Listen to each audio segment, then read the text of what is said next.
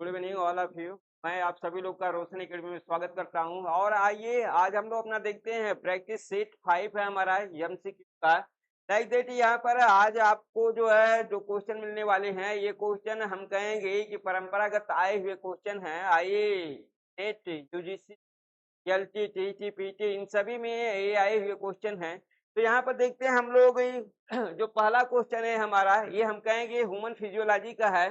देखिए, मानव शरीर में रक्त ग्लूकोज के स्तर को बढ़ाने वाले हार्मोन की पहचान करें। मीन्स हमें यहाँ पर दिए रखा है, यहाँ पर 4 हार्मोन्स दिए गए हैं। इसमें से बोल रहा है कि कौन सा हार्मोन हमारा ब्लड में उपस्थित ग्लूकोज की मात्रा को क्या करता है, बढ़ा देता है। इनसे हम कहेंगे कि हमारे हार्मोन के द्वारा ही हम लोग कहेंगे क्या होता है कि ब्लड शुगर की जो प्रक्रियाएं होती है। ब्लड शुगर मीन्स हम कहते हैं कि ब्लड में ग्लूकोज मीन्स ये ब्लड में जो ग्लूकोज है हमारा जो है, देखिए रक्त ग्लूकोज मीन्स ब्लड ग्लूकोज के स्तर को बढ़ाने वाला। हम लोग कहेंगे कि कमी हो गई है, तो कमी किसकी वजह से कमी हुई है? हम लोग कहेंगे इंसुलिन हार्मोन की वजह से कमी हुई। हम लोग कहेंगे इंसुलिन इंसुलिन हार्मोन हार्मोन की कमी, हार्मोन की कमी कमी से हम लोग को मालूम है कि रक्त ग्लूकोज स्तर कम हो जाता है। ग्लूकोज रक्त ग्लूकोज स्तर कम हो जाता है, कम हो जाता है। अब देखिए, इसकी कमी से हम लोग कहेंगे कि इंसुलिन हार्मोन की कमी से क्या हुआ, जो है कमी से रक्त में ग्लूकोज का जो लेवल है वो कम हो जाता है। अब इसे बढ़ाने के लिए हम लोग क्या करें? या तो इंसुलिन के अधिक डोज दें, या हम कहेंगे कि यहाँ पर एस्ट्रोजन, ग्लूकागॉन, कैल्सिटोनिन या पैराथायरॉइड्स हार्मोन। तो इसमें से हम लोग कहें ग्लूकागॉन हार्मोन। देखिए, ये हमारा ग्लूकागॉन हार्मोन क्या करेगा? हम कहेंगे रक्त में उपस्थित जो ग्लूकोज की कमी है, उपस्थिति उसको क्या करता है, इंक्रीज करा देता है। हम लोग कहेंगे कि इंसुलिन हार्मोन की कमी से कम हो गया हमारा ग्लूकोज ब्लड में, लेकिन जैसे हम लोग ग्लूकागॉन हार्मोन देंगे वैसे ही लेवल ग्लूकोज का क्या करेगा, बढ़ जाएगा। आइए दूसरा क्वेश्चन हम लोग देखते हैं। यहाँ पे देखिए केरोटीन का शोषण करने के लिए भोजन में निम्न तत्वों की जरूरत है। मीन्स किस तत्व की जरूरत होती है? हम लोग कहेंगे केरोटीन। तो हमें मालूम है केरोटीन हमारा अल्फा कैरोटीन, बीटा कैरोटीन, ये कई हमारे कैरोटीन की प्रक्रियाएं होती हैं। तो यहाँ पर फैट हमारा क्या करेगा, अवशोषण को बढ़ाएगा, या हम लोग कहेंगे कि प्रोटीन बढ़ाएगा, या कार्बोहाइड्रेट या विटामिन। तो हम लोग कहेंगे कि हम लोग को जैसा कि मालूम है कि कैरोटीन ये हमारा जो कैरोटीन की प्रक्रिया होती है कई रूपों में होते हैं, अल्फा और बीटा। ज्यादातर हम लोग कहेंगे अल्फा और बीटा के रूप में होते हैं। जो सक्रिय फॉर्म इसका जो है हम लोग कहेंगे बीटा कैरोटीन। देखिए कैरोटीन हमारा कैरोटीन कैरोटीन हमारा टू टाइप्स का होता है। एक हम लोग कहते हैं अल्फा अल्फा कैरोटीन कैरोटीन, और दूसरा होता है हमारा beta carotene beta carotene beta carotene carotene carotene. देखिए कैरोटीन हमारा टू टाइप्स का होता है, एक अल्फा, दूसरा हम लोग कहेंगे बीटा। सबसे जो सक्रिय फॉर्म होता है हम कहेंगे सबसे सक्रिय फॉर्म यही होता है हमारा बीटा कैरोटीन। सक्रिय रूप सबसे सक्रिय रूप सबसे सक्रिय रूप हमारा बीटा कैरोटीन होता है। यहाँ पर हम कहेंगे कि बीटा कैरोटीन या कैरोटीन का शोषण या अवशोषण करने के लिए भोजन में निम्न तत्वों की जरूरत होती है। तो हम लोग कहेंगे किस तत्व के कारण बीटा कैरोटीन का अवशोषण होता है? हम कहेंगे वसा, प्रोटीन, कार्बोहाइड्रेट या विटामिन डी। तो हम लोग को मालूम है विटामिन डी।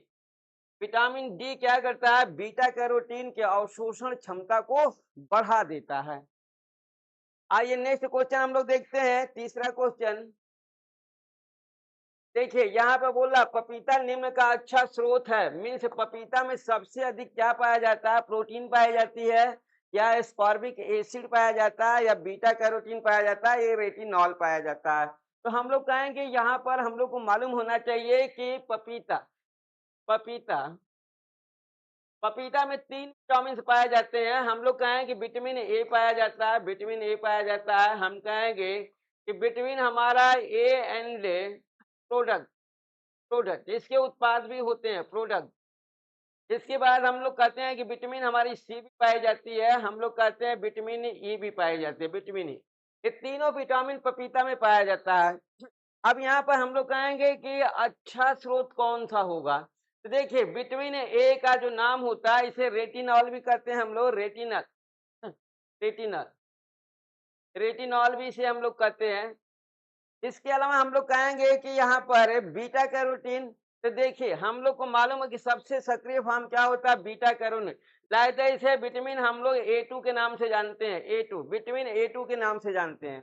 तो देखिए vitamin A1 A2 A3 A4 vitamin A के 4 रूप होते हैं, A1 A2 A3 और A4। तो हम लोग कहेंगे कि विटामिन A2 जो बीटा कैरोटीन होता है ये हम लोग कहेंगे सबसे अधिक पाया जाता है पपीते में, बीटा कैरोटीन मीन्स हम लोग कहेंगे विटामिन A2 सबसे अधिक मात्रा में पाया जाता है। इसके अलावा तो आपको हमने दे रखा है कि vitamin ascorbic acid, vitamin C means ascorbic acid, ascorbic ascorbic acid भी इसको बोलते हैं हम लोग। रासायनिक नाम है विटामिन सी का, रासायनिक नाम है हमारा एस्कॉर्बिक एसिड।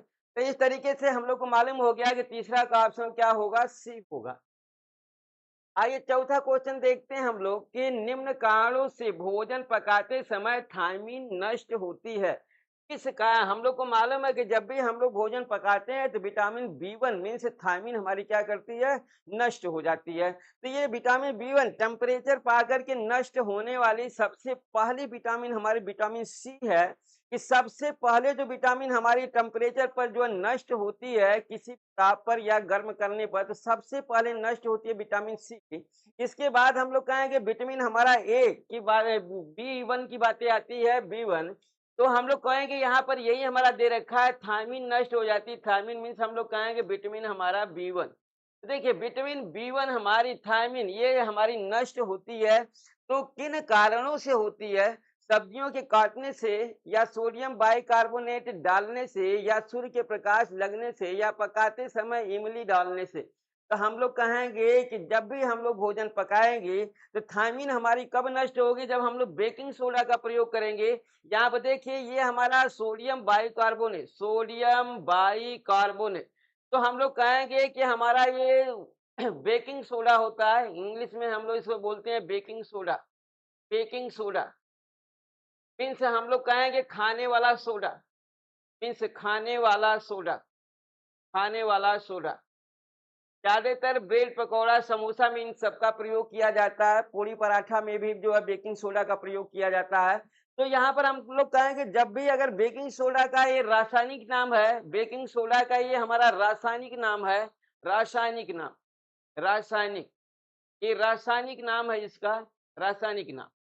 अगर इसके हम लोग उपस्थिति अपने भोजन में कर दे सब्जी में, तो हम लोग कहेंगे थायमीन हमारा क्या करेगा, नष्ट हो जाएगा। मीन्स जब भी हम लोग बेकिंग सोडा का प्रयोग करेंगे सब्जी में अपने, उस समय सबसे पहले हमारी विटामिन क्या होगी, थायमीन नष्ट हो जाएगी। मीन्स ऑप्शन हमारा सही होता है बी। आइए पांचवा क्वेश्चन हम लोग देखते हैं। देखिए खाद्य पदार्थों में प्यूरिन की मात्रा के अनुसार अवरोही क्रम में दिए गए हैं उसे प्यूरिन की मात्रा, यहाँ पर हम लोग कहें खाद्य पदार्थ हमारे दिए गए हैं, जैसे चीज है, साबुदाना है, मटर है, लीवर है। साबुदाना, चीज, मटर, लीवर, ये चार हमारे खाद्य पदार्थ दिए गए हैं जिसमें प्यूरिन की मात्रा, यहाँ हम लोग को देखना प्यूरिन की मात्रा के अनुसार अवरोही, अवरोही क्रम मीन्स हम लोग कहेंगे कि अवरोही क्रम में दिए गए हैं उसे चुनिए कि कौन सबसे ज्यादा होगा, कौन किसमें सबसे प्यूरिन की मात्रा कम। तो हम लोग को मालूम है कि ये हमारे क्या होते हैं, प्यूरिन और पिरिमिडीन, ये नाइट्रोजन बेस होते हैं जो कि हम लोग कहेंगे प्रोटीन में पाए जाते हैं। नाइट्रोजिनस बेस हमारा प्यूरिन और पिरिमिडीन होता है। इसके तहत हम लोग कहेंगे हमारा क्या होगा, ये हमारा क्या है, लवणीय प्रोटीन है। यहाँ पर इसमें हम लोग कहेंगे कि प्रोटीन के पार्ट्स होते हैं, इसमें सबसे अधिक किस में पाया जाएगा और सबसे कम किस में पाया जाएगा, इसे हम लोग को काउंट्स करना है। तो देखिए चीज में हम लोग क्या कहेंगे, अवरोही में से देखिए चीज, चीज में सबसे कम होगा, चीज समझ गए होंगे आप, हम लोग कहेंगे लाइक दैट एक तरीके से ये हमारा क्या होता है, एक तरीके से पनीर का हमारा सॉफ्ट रूप होता है। क्या होता है? और पनीर दोनों में थोड़ा-सा अंतर होता है। यहाँ पर हम कहेंगे चीज़, इसके बाद साबूदाना, फिर हम कहेंगे मटर, इसके बाद हमारा आएगा लीवर। तो इस तरीके से 5वां का ऑप्शनल आपका क्या सही होता है? ए सही होगा।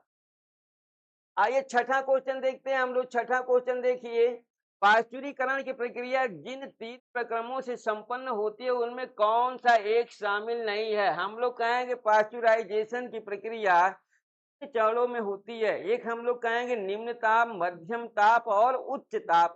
इसके अलावा कौन नहीं होगा? तो देखिए फ्लैश विधि, कम ताप विधि, अत्यधिक ताप विधि, होल्डिंग विधि।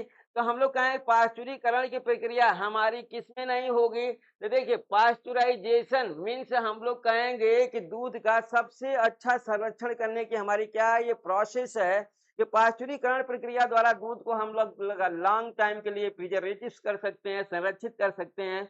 इसमें हम लोग कहेंगे कि हमारा किन किन प्रक्रमों से संपन्न होती है उनमें से कौन सा एक शामिल नहीं है? तो देखिए यहाँ पर लो टेम्परेचर जो है हम लोग कहेंगे लो, फ्लैश विधि, अत्यधिक ताप, होल्डिंग विधि, लाइक दैट हम लोग कहेंगे कम ताप। यहाँ पर देखिए कम ताप की प्रक्रिया हमारी नहीं होती है। हम लोग कहेंगे पाश्चुराइजेशन का प्रोसेस है अगर 50% के नीचे का होता है तब हम लोग कम की बात करते हैं जो है। अगर 50 से ज्यादा है तो हम लोग को मालूम है कि 62 दशमलव समथिंग पर हमारी पहली जो है क्या होती है, निम्न ताप उसे बोलते हैं जो है। कम ताप की बातें नहीं होती है, वहां पर निम्न ताप की बातें होती है, निम्न, मध्यम और उच्च की होती है। तो यहाँ पर हम लोग कहेंगे 50% से कम की प्रक्रिया हमारी कम की बोली जाती है, निम्न की नहीं बोली जाती। यहाँ पर हमारा ऑप्शनल सही होता है छठा का बी, मीन्स कम ताप पर फ्लैश विधि भी होगा, अत्यधिक ताप विधि भी होगा और होल्डिंग विधि भी होगा। 7वां क्वेश्चन देखिए, हम लोग कह रहे हैं यहाँ पर देख रहे हैं कि आधुनिक समय में साग भाजी मीन्स पत्तेदार सब्जियां, साग भाजी पत्तेदार सब्जियां, मांस, मछली, अंडा, दूध आदि में संरक्षणशीलता का गुण किस प्रकार बढ़ाया जाए? मीन को मीन्स हम कहेंगे इनको लॉन्ग टाइम तक के लिए सुरक्षित रखना है तो किसके द्वारा करेंगे? खमीरीकरण प्रक्रिया द्वारा होगा या हिमीभूतीकरण द्वारा होगा या निर्जलीकरण द्वारा होगा या इसमें से कोई नहीं? तो हम लोग क्या कहेंगे? देखिए साग भाजी है, लाइक दैट हम लोग कहेंगे कि इसे हम लोग कैसे रखेंगे? तो ये हमारा हिमीकरण के प्रोसेस में नहीं आएगा क्योंकि इसमें ऑलवेज वाटर होते हैं। तो यहाँ पर देखिए मांस, मछली, अंडा, दूध इस सभी के तहत हम लोग कहेंगे दूध का प्रोसेस आपको मालूम है कि डिहाइड्रेशन द्वारा करेंगे। किसके द्वारा करेंगे? डिहाइड्रेशन। साग भाजी भी डिहाइड्रेशन होगा और मिल्क भी हमारा क्या होगा? वाष्पीकरण। दूध भी हमारा निर्जलीकरण मीन्स वाटर को निकाल करके, मीन्स इन सभी को हम लोग कहेंगे कि हमारा डिहाइड्रेशन प्रोसेस। निर्जलीकरण मीन्स हम कहेंगे डिहाइड्रेशन। डिहाइड्रेशन डिहाइड्रेशन प्रोसेस द्वारा इनको हम लोग लॉन्ग टाइम तक के लिए संरक्षित कर सकते हैं। आइए अगला क्वेश्चन देखते हैं। 8वां क्वेश्चन देखिए, डिब्बाबंद जैम पर कौन सा चिन्ह लगा होता है? मीन्स कैनिन, जो हमारे कैनिन होंगे डिब्बा बंद, तो ये कैनिन मीन्स डिब्बा बंद में हमारे जैम भरे हुए हैं। डिब्बा बंद जैम, यहाँ पर देखिए डिब्बा बंद में क्या है हमारा? जैम। जैम आपको मालूम भी है कि फ्रूट्स प्रोडक्ट होते हैं। क्या होते हैं? फ्रूट प्रोडक्ट होते हैं, फ्रूट्स। हम लोग कहेंगे जैम हमारा क्या होता है? हम लोग को मालूम है कि जैम हमारा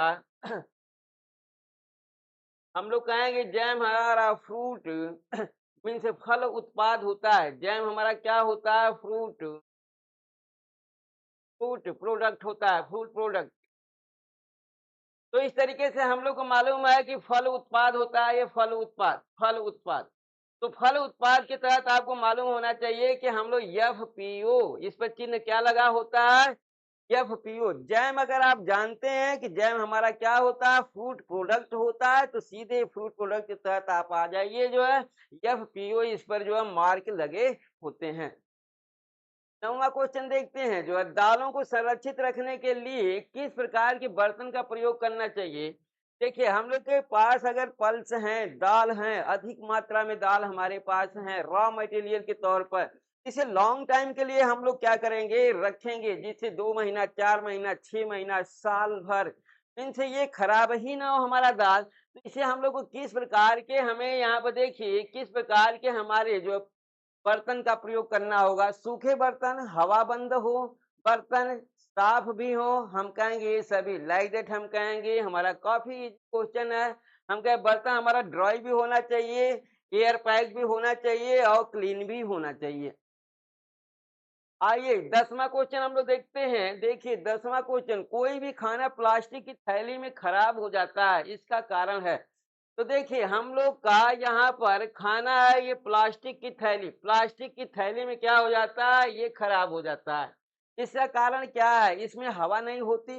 तो देखिए हम लोग कहेंगे हवा की वजह से हमारे फूड प्रोडक्ट क्या होते हैं, नष्ट होते हैं, क्योंकि एयर में हमारे बैक्टीरिया होते हैं, इसलिए हमारा होगा नहीं। हम कहेंगे रोशनी नहीं होती, हम लोग कहेंगे कि रोशनी रोशनी मीन्स हम लोग कहेंगे लाइट। लाइट जीवन का हम लोग कहेंगे कि जीवन का जो मेन आधार होता है वो हम लोग कहेंगे प्रकाश और हमारा वायु का प्रोसेस होता है।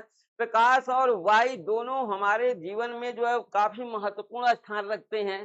तो अगर हमारे भोजन को जो है हम कहेंगे कि खराब हो जाता है, अब हम कहेंगे कि ये हमारा रोशनी नहीं होती है, रोशनी नहीं होगी तो क्या खराब हो जाएगा। अगला देखिए धूल पड़ती है, हम कहेंगे कि ये हमारा एयर पैक है, एयर पैक है तो धूल जा नहीं सकती। अब पानी होता है इसमें, हम कहेंगे कि प्लास्टिक की थैली में अगर भोजन हमारा रखा है तो उसमें क्या होता है, पानी होता है।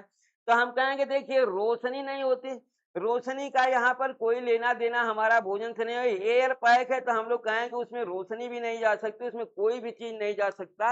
हम कहेंगे भोजन में उपस्थित अगर हमारा लेस मात्र भी अगर वाटर है तो वाटर हम लोग कहेंगे भोज्य पदार्थ हमारे खराब होते हैं तो इंजाइम और वाटर के कारण। भोज्य पदार्थ हमारे किसके कारण खराब होते हैं, भोज्य पदार्थ के खराब होने के खराब होने के होने के कारण कारण मेजर दो कारण होते हैं। हम लोग कहेंगे एक तो हम लोग कहेंगे कि जल होता है, H2O होता है, और दूसरा हम लोग कहते हैं इंजाइम होते हैं, इंजाइम। अगर इनकी प्रक्रिया नहीं है, थर्ड पोजीशन में हम लोग कहते हैं जीवाणु होते हैं, जीवाणु जीवाणु मेजर हमारे होते हैं वाटर और एंजाइम। तो देखिए पानी होता है, हम लोग क्या कहेंगे अभी भी हम लोग कहेंगे कि हमारा ऑप्शन क्या सही होगा, डी होगा, क्योंकि हमारे भोजन में पानी है इसलिए भोजन हमारा क्या हो गया है, एयर पैक होते हुए भी वो क्या हो गया, खराब हो गया। आइए अगला क्वेश्चन देखते हैं। 11वां क्वेश्चन देखिए, निम्नलिखित में शीघ्र नष्ट होने वाला खाद्य पदार्थ कौन सा है। मीन्स हम लोग कहेंगे कि यहाँ पर हमारा सबसे जल्दी नष्ट होगा या सड़न गलन की प्रक्रिया उसमें पैदा हो जाएगी, वो राजमा होगा या सोयाबीन होगा या अरहर होगा या हम लोग कहेंगे अंडा होगा। तो देखिए हम लोग कहेंगे कि यहाँ पर सबसे अधिक वाटर जिसमें होगा, हम कहेंगे जिस भोज्य पदार्थ में जिस जिस भोज्य पदार्थ में जिस भोज्य पदार्थ में पदार्थ में कितना अधिक कितना अधिक कितना अधिक H2O होगा, H2O होगा, वह पदार्थ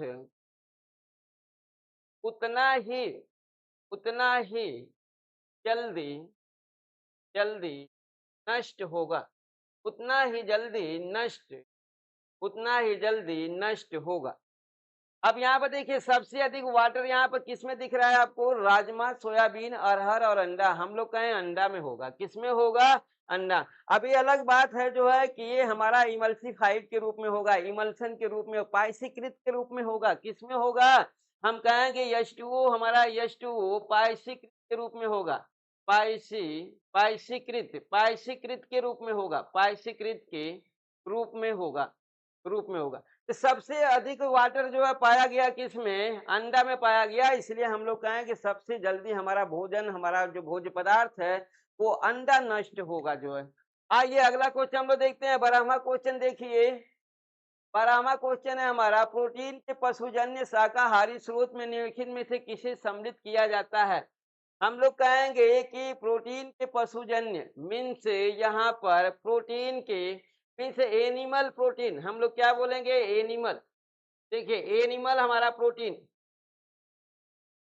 प्रोडक्ट, एनिमल प्रोटीन प्रोडक्ट, यहाँ पर हमारे 4 ऑप्शनल जो दिए हैं, एनिमल प्रोटीन प्रोडक्ट हमारे दिए गए हैं। सारा शाकाहारी स्रोत है, इन्हें माना भी गया है क्या? ये हैं तो एनिमल हमारे प्रोडक्ट, लेकिन इसे शाकाहारी माना गया है। तो ये हमारे क्या है? दूध है, दही है, दूध से बनाए गए पदार्थ हैं और ये सभी निम्नलिखित किसे सम्मिलित किया गया? निम्न में से किसे सम्मिलित किया गया? हम कहेंगे ये तो सभी हैं। क्या होगा? हम लोग कहेंगे सभी है, सब हमारे एनिमल प्रोडक्ट हैं, एनिमल प्रोटीन प्रोडक्ट हमारे यहाँ पर सभी ऑप्शनल, तीनों ऑप्शनल हैं और ये तीनों के तीनों शाकाहारी के रूप में जाने जाते हैं। आइए 13वां क्वेश्चन देखते हैं हम लोग। देखिए 13वां क्वेश्चन, प्रतिदिन के आहार में औसतन कितने ग्राम फैट वसा लेनी चाहिए?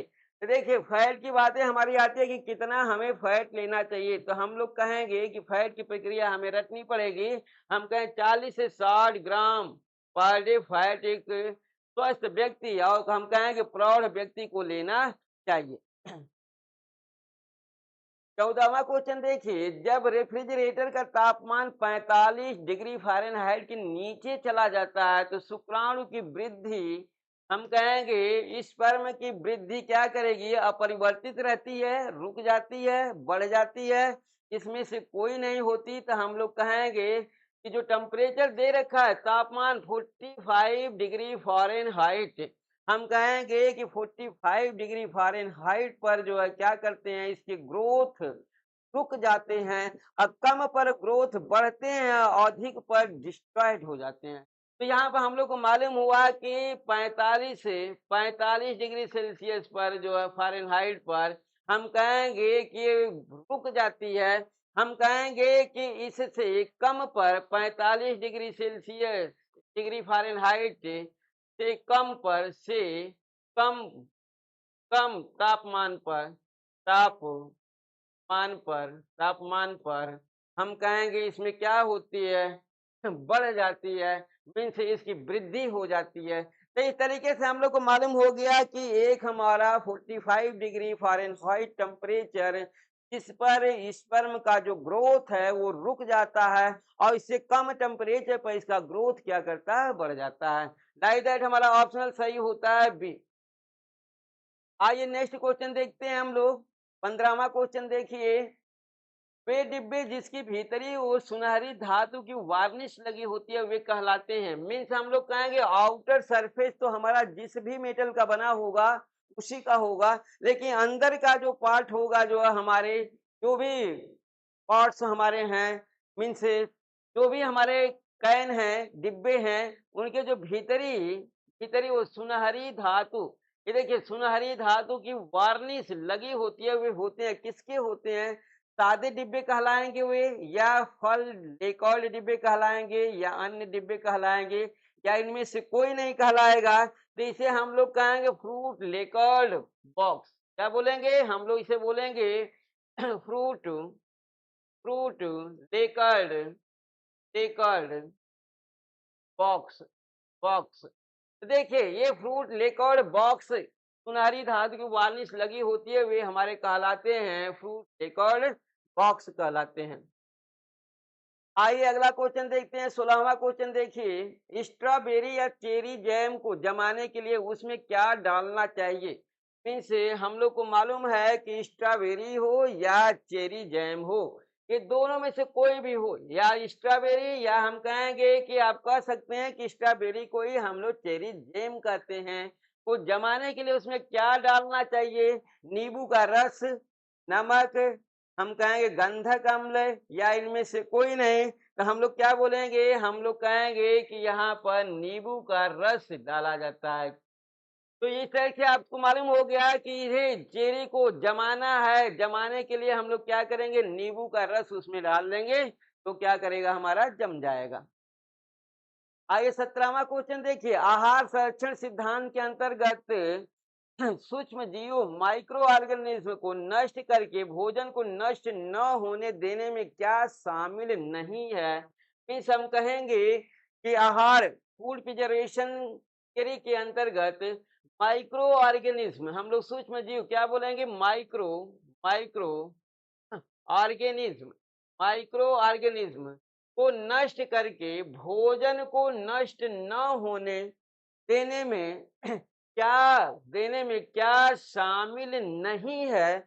इनसे हम लोग कहेंगे कि माइक्रो ऑर्गेनिज्म हमारा क्या करेगा, डिस्ट्रॉयड हो जाएगा। फिर कह रहा है भोजन को नष्ट न होने देने में क्या शामिल, मीन्स ऐसा हमारा एक यहाँ पर ऑप्शनल है जिसे हमें नहीं डालना चाहिए। तो हम लोग कहें खाद्य पदार्थों को पकाना, हिमीकरण, पाश्चुरीकरण, या हम कहेंगे निष्टीकरण। तो ये देखिए फूड प्रिजर्वेशन हमारा थियरी में से कौन सा हमारा प्रोसेस इसमें लागू नहीं होगा। तो हम लोग कहेंगे कि यहाँ पर देखिए हिमीकरण, फ्रीजीकरण मीन्स फ्रीजिंग, तो हमारा मिल रहा है फ्रीजिंग, मीन्स यहाँ पर हम कहें माइक्रो ऑर्गेनिज्म नष्ट करके, ये नष्ट तो कर देगा लेकिन भोजन को नष्ट न होने देने में क्या शामिल नहीं है। मीन्स हम कहेंगे भोजन भी हमारा फ्रीज कर जाएगा। माइक्रो ऑर्गेनिज्म तो फ्रीज करेंगे ही करेंगे, हमारा भोजन भी क्या करेगा, फ्रीज कर जाएगा। तो इसलिए हम लोग कहेंगे कि हमारा ये प्रोसेस शामिल नहीं होगा। आइए 18वां क्वेश्चन हम लोग देखते हैं। 18वां क्वेश्चन बोल रहा है मनुष्य के आहार में फोक की कमी से कौन से लक्षण दिखाई देते हैं। काफी इंपॉर्टेंट क्वेश्चन है हमारा। तो देखिए फोक की कमी से कौन कौन से लक्षण मनुष्य के आहार में अगर फोक की कमी हो गई तो कौन कौन सा लक्षण दिखाई देगा। तो हम लोग क्या बोलेंगे कि यहाँ पर व्यक्ति के शरीर में कब्ज के लक्षण, देखिए कब्ज का लक्षण, रोगियों के सिर में चक्कर, हम कहेंगे नैसिया, रोगी के सिर में दर्द और भारीपन, हम कहेंगे उपरोक्त सभी, लाइक दैट हम लोग कहेंगे फोक की कमी से ये सभी लक्षण हमारे क्या करेंगे, दिखाई देंगे। मीन्स हम कहेंगे कब्ज के भी लक्षण दिखाई देंगे, सिर में दर्द भी होगा, चक्कर भी आएगा और हम कहेंगे भारीपन का आभास भी होगा। मीन्स हमारा ऑप्शनल डी सही होगा। आइए 19वां क्वेश्चन हम लोग देखते हैं। देखिए आयल को बाजार से खुले रूप में नहीं खरीदने की सलाह दी जाती है, क्योंकि हम लोग कहेंगे कि जो भी हमारे आयल हम लोग जो है परचेस करते हैं दुकान से, वो हमारे खुले तेल नहीं लेना चाहिए, हम लोग सील पैक हम लोग को आयल लेना चाहिए डिब्बे का। सलाह ये क्यों ऐसा है जो है, हम कहें इससे नाम मानकीकरण चिन्ह वाले ब्रांड का पता नहीं चल पाता, खुले तेल में मिलावट की संभावना रहती है, इसमें तेल निर्माण की तथा उपयोग करने की समय सीमा का पता नहीं चल पाता। हम कहेंगे उपरोक्त सभी में से सभी तथ्य हैं, इसलिए सलाह दी जाती है कि खुले तेल आपको नहीं लेना चाहिए। खाद्य पदार्थों पर मानकीकरण का चिन्ह किसे नियंत्रित करने के लिए लगाया जाता है। मीन्स जो भी फूड प्रोडक्ट होगा उस पर एक हम कहेंगे चिन्ह लगा होता है जिसे हम लोग मानक स्टैंडर्ड लेबल कहते हैं। वो हमारा क्या इंडिकेट करता है, वो चिन्ह का क्या मतलब होता है, खाद्य पदार्थ की गुणवत्ता के निर्धारण हेतु, खाद्य पदार्थ के वजन के लिए, खाद्य पदार्थों के परिमाण के लिए, खाद्य पदार्थों की कीमत निर्धारण हेतु। तो देखिए कीमत भी लिखी रहती है, परिमाण भी लिखा रहता है, उस पर वजन भी लिखा रहता है, लेकिन जो चिन्ह होता है, जो चिन्ह लगा होता है, वो चिन्ह केवल उसके जो है क्वालिटी को डिपेंड्स करता है, उसकी गुणवत्ता को शो किया जाता है। मीन्स गुणवत्ता के आधार पर ये मानक चिन्ह लगाए जाते हैं, जो है न कि वजन के लिए, भार के लिए और उसकी कीमत के लिए।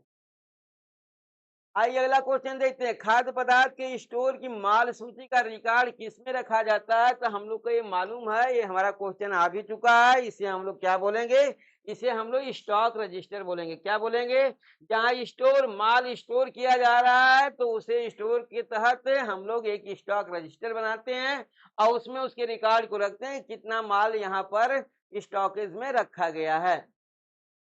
देखिए chole bhature, vegetable cutlet, pastry, cold drink आदि सामान्यतः किस प्रकार की पार्टी के लिए मेनू होते हैं।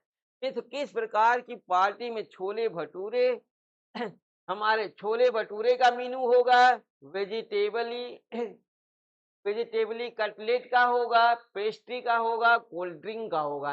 ये सभी हमारे पार्टी में जो है यूज किए जाते हैं। तो हम कहेंगे कौन सी हमारी पार्टी का ये मीनू के तहत ये सभी हमारे फूड प्रोडक्ट जो है रखे गए हैं। हम कहें औपचारिक पार्टी होगी, अनौपचारिक पार्टी होगी, अवतार पार्टी होगी, या हम कहेंगे कि यहाँ पर एडोलसेंस की पार्टी होगी, किशोरों की पार्टी होगी। तो देखो यह कोल्ड ड्रिंक है, पेस्ट्री है, वेजिटेरियन कटलेट है, छोले भटूरे हैं, ये ज्यादातर कौन खाता है? किशोर खाते हैं। ठीक। तो इस तरीके से एडोलसेंस के पार्टी के तहत ये हमारे मेनू तैयार किए जाते हैं। आइए 23वां क्वेश्चन देखते हैं हम लोग। देखिए निम्न में से कौन सा अंतरराष्ट्रीय संगठन पोषण के क्षेत्र में कार्यरत नहीं है? मीन्स यहाँ पर हम कहेंगे तीन ऐसे हमारे हम कहेंगे अंतरराष्ट्रीय संगठन है जो हमारे न्यूट्रिएंट के क्षेत्र में सहयोग करते हैं, लेकिन एक ऑप्शन है इसमें ऐसा है जो न्यूट्रिएंट के क्षेत्र में वर्क नहीं करता, किसी अन्य फील्ड में वो कार्य करता है न्यूट्रिएंट फील्ड को छोड़ करके। तो यूनिसेफ, यूनेस्को, एफएओ और डब्ल्यूटीओ, हमें मालूम है कि डब्ल्यूटीओ का कोई लेना देना नहीं होता। डब्ल्यूटीओ का कोई लेना देना हमारे आहार से नहीं होता। आइए 24वां क्वेश्चन देखते हैं हम लोग। यदि कार्य का तकनीकी पक्ष विशेषकर अंतिम परिणाम, तो यहाँ पर देखिए वर्ग का हमारा हम लोग को मालूम है तकनीकी पक्ष, कार्य का हमारा तकनीकी पक्ष विशेषकर अंतिम परिणाम व्यवस्थापक के मस्तिष्क में अधिक महत्वपूर्ण हो तो प्रक्रिया क्या कहलाती है?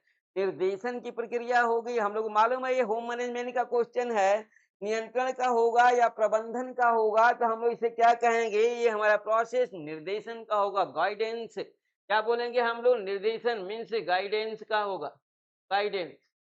तो इस तरीके का देखिए हमारा जो ऑप्शन मिला जो है कि तकनीकी पक्ष विशेष का अंतिम परिणाम व्यवस्थापक के मस्तिष्क में अधिक महत्वपूर्ण हो तो प्रक्रिया क्या कहलाती है? निर्देशन कहलाती है। अगला क्वेश्चन देखिए, जब योजना का क्रियान्वयन अन्य व्यक्तियों द्वारा किया जाता है, मीन्स योजना तो कई लोग मिलकर के बनाते हैं, लेकिन इसका क्रियान्वयन हम लोग कहेंगे कि उससे भी ज्यादा लोग मिल करके इसका क्रियान्वयन करते हैं। मीन्स है अगर 4-6 लोग मिल करके प्लानिंग करते हैं तो उसको जो है 25-50 लोग मिल करके क्या करते हैं? क्रियान्वित करते हैं। क्रियान्वयन अन्य व्यक्तियों द्वारा किया जाता है तब सामान्यतः निर्देशन एवं मार्गदर्शन होता है। तो यहाँ पे देखिए निर्देशन और हम लोग कहेंगे कि हमारा मार्गदर्शन महत्वपूर्ण होगा, महत्वहीन होगा, आवश्यक होगा, या इनमें से कोई नहीं होगा। तो हम लोग कहेंगे गाइडेंस, मार्गदर्शन और हमारा जो निर्देशन है ये हमारा क्या होगा? काफी इम्पोर्टेंट रखेगा, जो है काफी महत्व रखेगा, मीन्स महत्वपूर्ण होगा ये। आइए 26वां क्वेश्चन हम लोग देखते हैं। 26वां क्वेश्चन देखिए, करा ज्वर की अवस्था में पौष्टिक तत्वों की मांग किस पर निर्भर करती है? हम लोग कहेंगे अगर फीवर आ गया तो फीवर के तहत पौष्टिक तत्वों की मांग हमारा, पौष्टिक तत्वों की मांग किन किन फैक्टरों पर हम लोग कहेंगे, किन किन कंडीशनों पर जो है महत्व रखेगी? मीन्स ज्वर की प्रकृति, ज्वर की तीव्रता, ज्वर की अवधि, ज्वर का प्रकार। तो देखिए हम लोग को मालूम है कि जोड़ तो हमारे कई प्रकार से होते हैं, क्रोनिक होता है, एक्यूट होता है। तो इस तरीके से हम लोग कहेंगे कि लॉन्ग टाइम का भी हमारा फीवर होता है, शॉर्ट टाइम का भी होता है। तो इस तरीके से हम लोग कहेंगे कि पौष्टिक तत्व ज्वर की प्रकृति इसके नेचर पर होगा, ज्वर की तीव्रता पर होगा, और हम कहेंगे ज्वर की अवधि कितने समय का। लाइक दैट हमारा ऑप्शनल होगा 1 2 3, 4 हमारा नहीं होगा। टाइप्स पर ये निर्भर नहीं करता है जो है। हम कहेंगे कि ज्वर के नेचर पर निर्भर करेगा, अवधि पर निर्भर करेगा हमारा पौष्टिक, और उसकी तीव्रता पर कम है कि ज्यादा है। देखते हैं अगला क्वेश्चन हम लोग का 27वां क्वेश्चन। देखिए कठोर, मध्यम और हल्का श्रम, यहाँ पर 3 वर्ग दे रखे गए हैं। हम लोग को मालूम भी है कि कार्य भी हमारे क्या होते हैं? 3 प्रकार के होते हैं। इस कार्यों के आधार पर मनुष्यों को भी 3 वर्गों में बांटा गया है। हम कहें सेडेंट्री वर्कर, मॉडरेट वर्कर और हैवी वर्कर, मीन्स निम्न वर्कर, मध्यम वर्कर और कठोर वर्कर। तो लाइक दैट देखिए हमारा यहाँ पर दे रखा है, ऑर्डर के तहत हम लोग को देखना है। यहाँ पर कुंभार है, बढ़ई है, लोहार है। यहाँ पर हम लोग को देखना है, यहाँ पर ऑर्डर में लेना है। नंबर 1 पर कठोर को हमें लेना है, कठोर दूसरा मध्यम और तीसरे पर हम लोग को लेना है जो है हल्का श्रम। तो देखिए ये कार्य हमारे हैं, तो हम कहेंगे किसका कार्य हमारा सबसे भारी होगा, किसका सबसे कम होगा। तो देखिए हम लोग को मालूम हो रहा है कि यहाँ पर कुम्हार का, बढ़ई का, कुम्हार और बढ़ई में देखा जाए तो बढ़ई का कार्य हमारा कठोर होता है, कुम्हार का मध्यम का होता है। इस तरीके से लोहार का भी कार्य हम लोग कहेंगे कि कठोर का होता है। ये हमारा ऑप्शन ये नहीं होगा। अध्यापक हमारा निम्न वर्कर है, पहले हमको चाहिए कठोर वर्कर। इसके बाद हम लोग देखते हैं तीसरा, देखिए जो है हमारा खिलाड़ी है, ड्राइवर अध्यापक है। हम लोग कहेंगे खिलाड़ी हमारा हॉल वर्कर होता है, ड्राइवर मध्यम वर्कर होता है और अध्यापक हमारा निम्न वर्कर होता है। तो इस तरीके से हमें तीसरा ऑप्शन मिला। यहाँ पर देखिए मजदूर है, कुम्हार है, वकील है। लाइक दैट हम लोग कहेंगे ऑप्शन हमारा थर्ड और फोर्थ होगा, जो है थर्ड और फोर्थ मीन्स खिलाड़ी, ड्राइवर, अध्यापक, मजदूर, कुम्हार, वकील। ये हमारा निम्न वर्कर है। हम लोग कहेंगे हल्का वर्क है, इसका हल्का हल्का वर्कर है, ये हल्का वर्कर है। और ये हम लोग कहेंगे कठोर वर्कर है, कठोर वर्कर है, ये कठोर वर्कर। यही हाल हमारा खिलाड़ी का भी होगा। अध्यापक भी हमारा हल्का श्रम वाला होता है, हल्का श्रम का होता है, हल्का श्रम है अध्यापक का। तो इस तरीके से आपको मालूम हो गया कि 27वां का ऑप्शन क्या होगा। आइए 28वां क्वेश्चन हम लोग देखते हैं। सर्वाधिक परिष्कृत शैली तथा अत्यधिक औपचारिक सर्विस। मीन्स हम लोग को यहाँ पर देखना है, क्या देखना है, यहाँ पर हम लोग कहेंगे औपचारिक means authentic means systematic service देखना है। और अत्यधिक, वो भी अत्यधिक और सर्वाधिक। देखिए परिष्कृत शैली मीन्स हम लोग कहेंगे मॉडिफाइड शैली, जो है हम कहें वेटर सर्विस होगी हमारी, या हम कहेंगे स्व सर्विस होगी, या रूम सर्विस होगी, या बैकेट दावत सर्विस होगी। तो इस तरीके से 28वां का हम लोग क्या बोलेंगे, अत्यधिक औपचारिक सर्विस हमारी क्या होगी, बैकेट सर्विस होती है। कौन सी होती है, बैकेट सर्विस। देखिए इस तरीके से हम लोग को मिला कि सर्वाधिक परिष्कृत शैली और अत्यधिक औपचारिक सर्विस, ये हमारी कौन सी होगी, हम लोग कहेंगे बैकेट होगी। बैकेट मीन्स होता है दावत सर्विस। आइए 29वां क्वेश्चन देखते हैं हम लोग। 29वां क्वेश्चन देखिए, भोजन प्रबंध मीन्स भोजन प्रबंध को कैटरिंग बोलते हैं। भोजन प्रबंध की प्रक्रिया हमारी कैटरिंग, आईसी से कैटरिंग के तहत ही हमारा जो है क्या है, पूरे के पूरे भोजन आपको ऑर्डर में मिलेगा। जो भी चीजें आप बोलेंगे वो चीजें या तो बनी होगी या तो आपको बना करके दे दी जाएगी। जो है तो भोजन प्रबंध कर्म कारों को सही क्रम में व्यवस्थित कीजिए। मीन्स कैटरिंग की प्रक्रिया को सही ऑर्डर में लीजिए। सबसे पहले क्या आएगा और सबसे बाद में क्या आएगा। तो हम लोग कहेंगे कि प्रबंधक सबसे पहले हमारा कैटरिंग में क्या होगा, प्रबंधक होगा। इसके बाद उपयोगी कार्यकर्ता या उपयोगिता कार्यकर्ता, या रसोइया, फिर निरीक्षक। दूसरा प्रबंधक, रसोइया, निरीक्षक, उपयोगिता कार्यकर्ता, प्रबंधक, निरीक्षक, रसोइया, उपयोगिता कार्य। देखिए हम लोग कहेंगे प्रबंधक पूरा व्यवस्था का प्रोसेस बनाएगा, फिर निरीक्षक होगा उसको निरीक्षण करेगा, फिर रसोइया होगा जो बनाएगा, उपयोगिता कार्यकर्ता जो उसमें हम लोग कहेंगे सहयोगी होगा। तो इस तरीके का जो हमारा ऑर्डर होगा कैटरिंग का, वो हमारा सबसे पहले प्रबंधक, निरीक्षक। तो ऑर्डर के प्रोसेस में लेंगे तो नंबर 1 होगा, नंबर 2 होगा, नंबर 3 होगा और ये नंबर हमारा 4 होगा। तो इस तरीके से 29 का ऑप्शन हमारा मिलता है सी। आइए 30वां क्वेश्चन देखते हैं हम लोग। निम्नलिखित परिभाषा किस लेखक के द्वारा कही गई है कि परिवार ऐसे व्यक्तियों का समूह है जो विवाह, रक्त अथवा गोद लेने के संबंधों द्वारा एक दूसरे से बंधे रहते हैं और एक गृहस्थी का निर्माण करते हैं। तो यहाँ पर हमारा जो परिवार है, परिवार हमारा कैसा है, वो परिवार विवाह, रक्त अथवा गोद।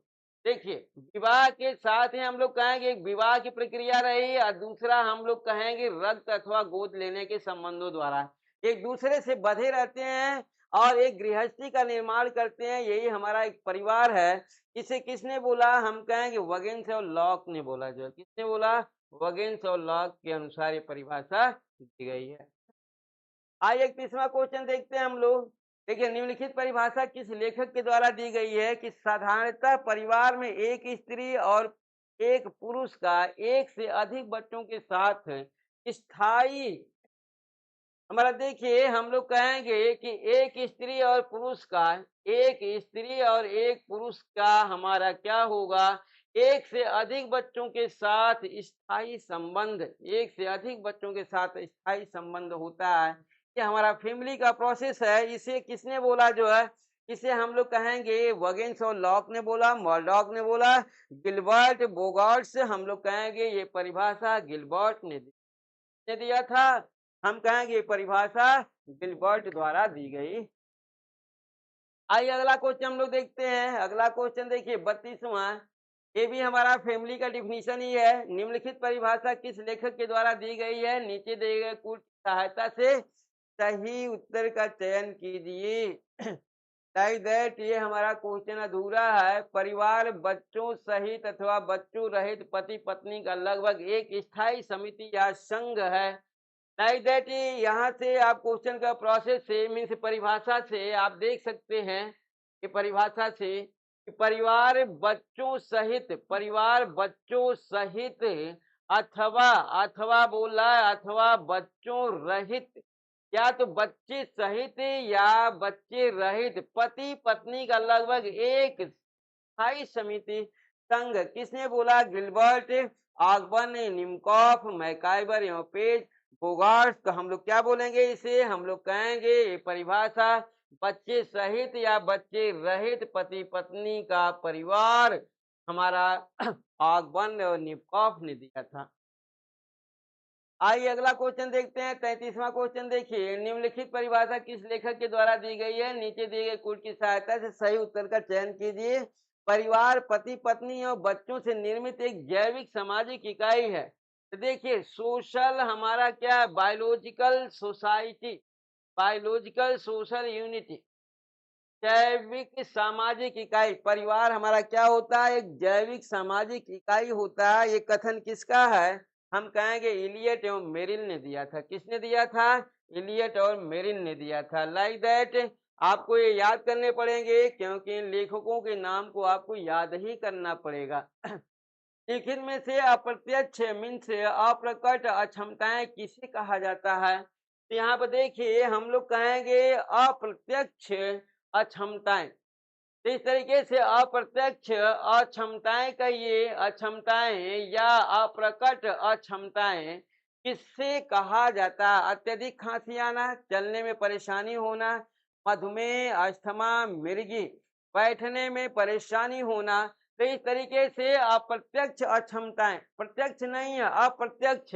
तो देखिए मधुमेह दिखाई नहीं देगा, अप्रत्यक्ष मतलब दिखाई नहीं देगा, अस्थमा भी दिखाई नहीं देगा, मिर्गी भी दिखाई नहीं देगा, ये सब दिखाई नहीं देते, दिखाई नहीं देते, दिखाई नहीं देते।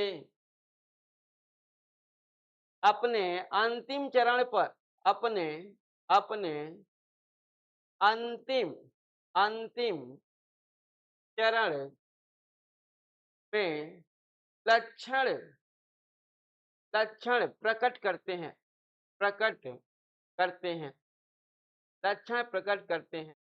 तो इस तरीके से हम लोग अप्रकट अक्षमताएं सीधे मालूम हो गया कि प्रकट नहीं करते, फाइनल में क्या करते हैं, प्रकट करते हैं। तो इस तरीके से हमारे अप्रत्यक्ष अक्षमताएं इन्हें कहा गया है।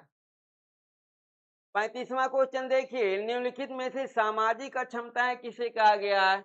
अब देखिए सामाजिक अक्षमताएं मीन्स हम लोग कहेंगे कि यहाँ पर जो दूसरों से खुलकर बातचीत करते हैं, जो उचित तरीके से दूसरों के साथ अंतःक्रिया नहीं कर पाते, जो बहुत सोच समझ कर बोलते हैं, जो दूसरों के साथ सामंजस्य बिठा पाते हैं।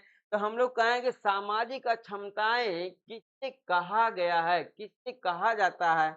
तो लाइक दैट आप देख रहे हैं, आपको अच्छी समझ में आ भी रहा होगा कि जो उचित तरीके से दूसरों के साथ अंतःक्रिया नहीं कर पाते वो सामाजिक अक्षमताएं के अंतर्गत आते हैं। आइए 36वां क्वेश्चन देखते हैं। निम्नलिखित परिभाषा किस लेखक द्वारा दी गई है कि वह बालक जो समाज द्वारा स्वीकृत आचरणों का पालन नहीं करता बाल अपराधी कहलाता है।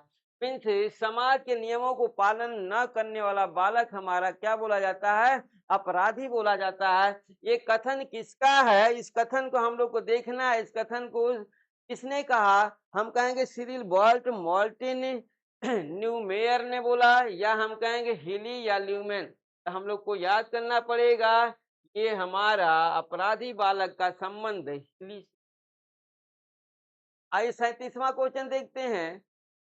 निम्नलिखित परिभाषा किस विचारक द्वारा दी गई है कि वे व्यक्ति जिनकी बुद्धि लब्धि 70 अथवा इससे कम होती है और जो बुद्धि के दृष्टिकोण से कम बुद्धि वाले व्यक्तियों के अंतर्गत हों, मंद बुद्धि कहलाते हैं। तो ये हमारा मंद बुद्धि वाले व्यक्तियों की जो परिभाषा दी गई है, ये परिभाषा किसने दिया है? तो हम लोग कहेंगे कि इस परिभाषा को क्या हंसराज भाटिया ने दिया, एस.डी. पोल्टियस ने दिया, पोल्टियस हॉलिंगवर्थ ने दिया, या वेबर? हम लोग को मालूम है कि हॉलिंगवर्थ ने दिया। जो है किसने दिया? हॉलिंगवर्थ। मंद बुद्धि वाले का संबंध जो हमारे विचारक हैं वो हॉलिंगवर्थ हैं। 38वां क्वेश्चन देखिए, निम्नलिखित परिभाषा किस विचारक द्वारा दी गई है कि हमारा जेनेटिक गुण आपराधिक प्रवृत्तियों को प्रोत्साहित करते हैं? पूरा स्वास्थ्य, कम विकसित शरीर एवं विकृत शरीर वाले बालक असामान्य व्यवहारों की ओर अग्रसर हैं। ये चीजें हमारी किसके द्वारा कही गई है? न्यूमैन, मेरी वैलेंटाइन या वाटसन? तो हम लोग कहेंगे इसे वैलेंटाइन ने कहा था। किसने बोला था? ये वैलेंटाइन ने बोला था।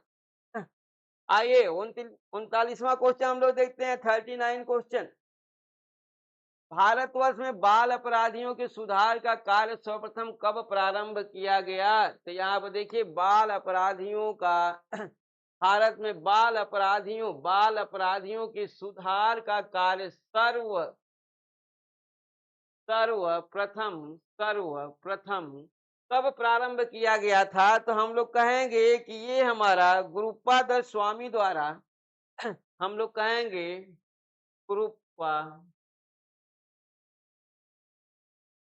गुरुपाद स्वामी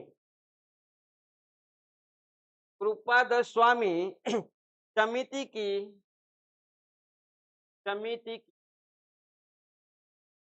सिफारिश पर सन 1986 में प्रारंभ किया गया। तो देखिए हम लोग कहेंगे कि यहाँ गुरुपाद स्वामी समिति, ये हमारी समिति है गुरुपाद स्वामी समिति के सिफारिश द्वारा सन 1986 ईस्वी में इसे प्रारंभ किया गया। क्योंकि हमारा इसमें कोई ऑप्शनल सही नहीं है, हम कहेंगे सभी ऑप्शनल हमारे गलत है। यहाँ पर हम एक अपना ऑप्शन लेंगे जो है, जो हमारा सही होगा, क्या होगा? 1986 होगा। आइए अपना लास्ट क्वेश्चन हम लोग देखते हैं, 40वां क्वेश्चन। देखिए, स्वलीन बालक की स्पष्ट रूप से पहचान किस निम्न गुण से करते हैं? हम कहेंगे कि यहाँ पर देखिए स्वलीन बालक जो अपने में ही लीन रहते हैं बालक, उन्हें स्वलीन बालक कहते हैं। स्पष्ट रूप से उनकी पहचान किस गुण के कारण होती है? तो हम लोग कहेंगे एकोलेलिया। क्या बोलेंगे हम लोग? एकोलेलिया से हम लोग इसकी पहचान करेंगे।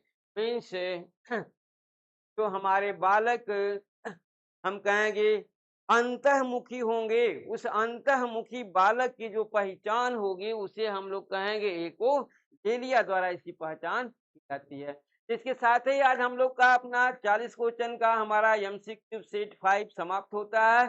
कल हम लोग फिर अपने नए सेट मीन्स सेट एमसीक्यू के छठे के साथ फिर मिलते हैं। तब तक के लिए नमस्कार।